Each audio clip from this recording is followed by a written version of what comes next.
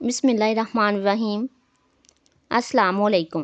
مردہ جسم کے سارے نرم حصے سافٹ ٹیشو صرف 4 مہینوں میں گلنے سننے کے بعد مکمل طور پر ختم ہو جاتے ہیں اور یوں ہڈیوں پر مشتمل مردے کا ڈھانچہ ہی باقی رہ جاتا ہے۔ لیکن اللہ تعالیٰ کے نیک بندوں اور پیغمبروں کے جسم مبارک اسی طرح ہی رہتے ہیں جس طرح ان کو دفن کیا ہوتا ہے۔ اللہ تعالیٰ اپنے نیک بندوں کے جسم کی حفاظت فرماتا ہے۔ اللہ تعالیٰ نے زمین اور کیڑے مکوڑوں کو اجازت ہی نہیں دی ہوتی کہ وہ اللہ تعالیٰ کے رسولوں اور پیغمبروں کے جسموں کو کھائیں۔ تو سوال یہ ہوتا ہے کہ اگر اللہ تعالیٰ کے نیک بندوں کے ساتھ ایسا نہیں ہوتا تو پھر ان کے جسموں کے ساتھ کیا ہوتا ہے؟ محترم ناظرین، آئیے ایک تاریخی واقعہ پیش کرتے ہیں کہ جب کچھ صحابہ اکرام کی قبروں کو کھودا گیا تو ان کے جسم کیسے اور کس حالت میں تھے۔ یہ 1932 کی بات ہے کہ جب 2 صحابہ کی قبروں کی کھدائی کرنے کی خبر عراق کے سرکاری اخبار میں نشر ہوئی تو پوری دنیا میں ہلچل مچ گئی۔ ساری دنیا کی نظریں عراق پر جم گئیں کہ جہاں سے کفر و اسلام میں فرق واضح ہونا تھا۔ محترم ناظرین، ان قبروں کو کیوں کھولا گیا؟ قبریں کھولنے کے بعد صحابہ اکرام کے جسموں کے ساتھ کیا کیا گیا؟ 1932 میں جب عراق شاہ فیصل کے زیر اثر تھا تو ایک رات حضرت حذیفہ بن یمان رضی اللہ تعالیٰ عنہ شاہ فیصل کے خواب میں تشریف لائے اور فرمایا، اے بادشاہ، جابر بن عبداللہ رضی اللہ تعالیٰ عنہ اور مجھے دجلہ کے مقام سے نکال کر کسی محفوظ مقام پر لے جا کر دفن کرو، کیونکہ ہم دونوں کی قبروں میں پانی آ گیا ہے۔ شاہ فیصل اول اپنے کام کی مصروفیت کی وجہ سے اس کام پر توجہ نہیں دے پائے تو خواب ان کو اگلی راتوں میں بھی آتا رہا۔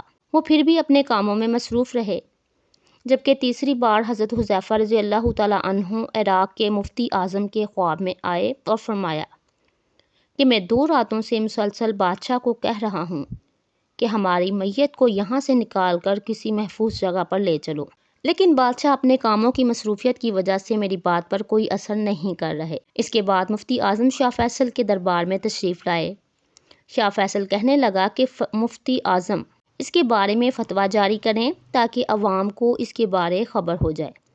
ان کے درمیان یہ طے ہوا کہ 10 ذو الحج کو میتوں کو ان کی قبروں سے نکال کر کسی محفوظ جگہ پر لے جایا جائے گا۔ اس پر حج کی تاریخ اس لیے مقرر کی گئی تھی کہ حج سے فری ہو کر لوگ یہاں پر بھی جا سکیں۔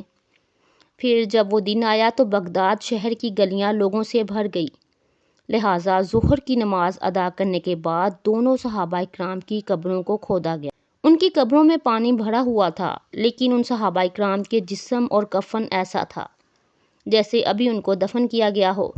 جب میتوں کو قبر سے باہر نکالا گیا تو ان کے جسموں سے خوشبو جاری تھی۔ یہ منظر دیکھ کر ہر کسی کی آنکھوں سے آنسو جاری ہو گئے۔ ان میں ایک جرمن جیالوجسٹ بھی تھے۔ ان کے سامنے یہ منظر تھا کہ اتنی پرانی قبر کو کھولا گیا ہے، ان میں جو جسم نکلے ہیں جو زندہ انسانوں سے بھی زیادہ تر و تازہ نظر آ رہے ہیں۔ انہوں نے فوراً ہی مفتی اعظم سے کہا کہ مجھے بھی کلمہ پڑھایا جائے۔ اس طرح وہ مسلمان ہو گئے۔ اس کے بعد وہاں بہت ہی یہودی اور عیسائی بھی مسلمان ہو گئے۔ اس کے بعد دن بہ دن غیر مذہب کے مسلمان ہونے کی تعداد بڑھتی ہی گئی۔ دجلہ کے کنارے سے دونوں صحابہ اکرام کی قبروں کو حضرت سلمان فارسی رضی اللہ تعالیٰ عنہ کی قبر کے قریب لے جایا گیا تھا، جو کہ بغداد شہر سے 30 کلومیٹر کے فاصلے پر واقع ہے۔ جسم کو مٹی میں دفن کیا جاتا ہے تو یہ جسم گل سڑ جاتا ہے، لیکن یہ صحابہ اکرام کا جسم تر و تازہ ہی رہا تھا۔ محترم ناظرین، اس میں کوئی شک نہیں کہ پیغمبروں، صحابہ اکرام اور شہداء کے جسم مرنے کے بعد بھی تر و تازہ اور درست حالت میں ہی ہوتے ہیں۔ اسی طرح ایک واقعہ یہ بھی ہے کہ حضرت جابر رضی اللہ تعالیٰ عنہ کے والد حضرت عبداللہ رضی اللہ تعالیٰ عنہ غزوہ احد کے پہلے شہید تھے۔ حضرت محمد صلی اللہ علیہ وآلہ وسلم نے ان کو عمر بن جبور رضی اللہ تعالیٰ عنہ کے ساتھ ایک ہی قبر میں دفن کیا تھا۔ اس وقت مسلمانوں کی تنگ دستی کا یہ عالم تھا کہ شہداء کے لیے کفن نہیں تھے۔ اس طرح حضرت عبداللہ رضی اللہ تعالیٰ عنہ کو ایک چادر میں کفن دیا گیا تھا جس میں چہرہ تو چھپ گیا تھا لیکن ان کے پاؤں مبارک پر چادر نہیں آ سکی، ان پر گاس ڈالی گئی تھی۔ یہ قبریں جو نشید میں واقع تھیں، غزوہ احد کے ٹھیک 40 سال بعد وہاں سیلاب آ گیا۔ وہاں سے ایک نہر نکالنے کی ضرورت پڑ گئی، اس لیے وہ قبریں وہاں سے منتقل کرنے کا منصوبہ بنایا گیا۔ حضرت عبداللہ رضی اللہ تعالیٰ عنہ کی قبر ان کے بیٹے حضرت جابر رضی اللہ تعالیٰ عنہ کی موجودگی میں کھولی گئی۔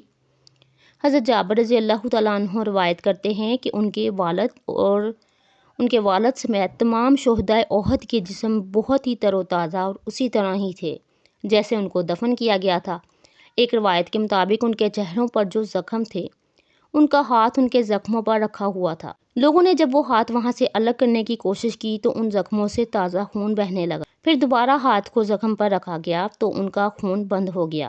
ایک انسان کا جسم 24 گھنٹوں کے درمیان ہی مٹی کے ساتھ مٹی ہونا شروع ہو جاتا ہے، لیکن یہ اللہ تعالیٰ کا وعدہ ہے جس کا ذکر قرآن پاک میں موجود ہے۔ جو اللہ تعالیٰ کی راہ میں شہید کر دیے جاتے ہیں ہرگز ان کو مردہ خیال نہ کرنا، بلکہ وہ اپنے رب کے پاس زندہ ہیں، ان کو رزق عطا کیا جاتا ہے۔ ایسے بہت سے واقعات پڑھنے کو ملتے ہیں۔ ان مشاہدات سے بھی یہی ظاہر ہوتا ہے کہ اللہ تعالیٰ کے خاص بندے مرتے نہیں ہیں، بلکہ وہ گہری نیند میں چلے جاتے ہیں، لیکن ان کی جسمانی خلیات اپنی جسمانی ضروریات کو برقرار رکھتے ہیں، وہ قیامت تک ویسے ہی رہیں گے۔ اب یہ کیسے ممکن ہوتا ہے، اس کے بارے میں بہتر علم اللہ تعالیٰ ہی کے پاس ہے۔ اللہ تعالیٰ ہمیں دین دنیا اور آخرت میں بھلائی عطا فرمائے، ہمارا خاتمہ ایمان پر فرمائے۔ اللہ پاک ہمیں 5 وقت کی نماز پڑھنے کی توفیق عطا فرمائے، قرآن و حدیث کے مطابق زندگی گزارنے کی توفیق عطا فرمائے۔ جزاک اللہ۔ اللہ حافظ۔ محترم ناظرین، ویڈیو پسند آئے تو کامنٹ سیکشن میں ضرور بتائیے گا، ویڈیو کو لائک اور شیئر ضرور کیجیے گا، اور جو میرے چینل پر نئے ہیں وہ میرے چینل کو سبسکرائب کر لیجیے۔ اللہ حافظ۔